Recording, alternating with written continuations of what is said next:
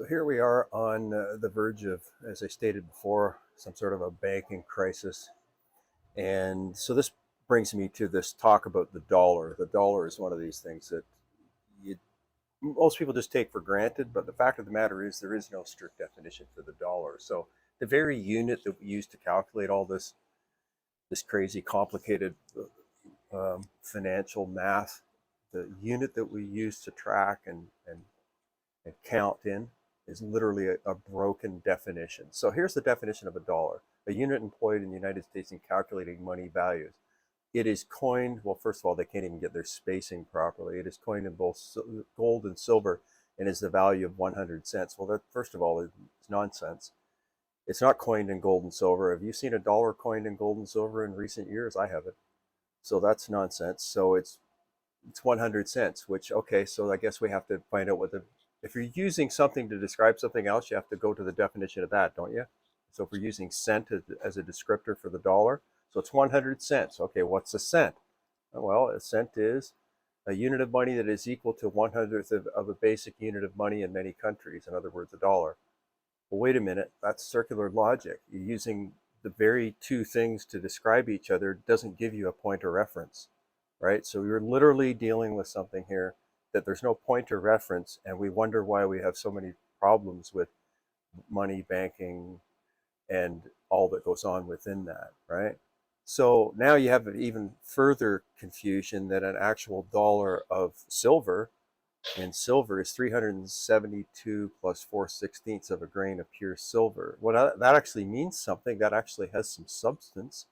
And we know what a grain is. A grain has a very, is a very specific measurement. It used to be the weight of a grain of standard barley, but we've gone beyond that and we know exactly what a grain is and in other type measurements. So you can actually have, some substance when you look at a dollar measured in silver. And that's the whole point, is that a dollar is an elastic, floating, constantly changing thing that we get tricked into thinking that it isn't a changing thing because of those cute little numbers that they print on the bills that we carry around. At least that's my opinion.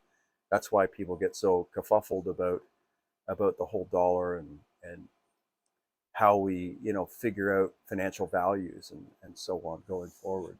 So anyway, I just thought I'd do a quick video on this and just talk about this whole issue of the dollar and get people thinking differently about it, because that's another thing, is people get very price oriented when they buy precious metals. And I think a lot of the reason they do is they don't know what else to judge it by. I mean, that's a whole other conversation about the real true value and the what am I trying to say here? Not the value of silver, but just its characteristics, how it can be used, and how it fits into an overall strategy for you, your life, and your finances, right?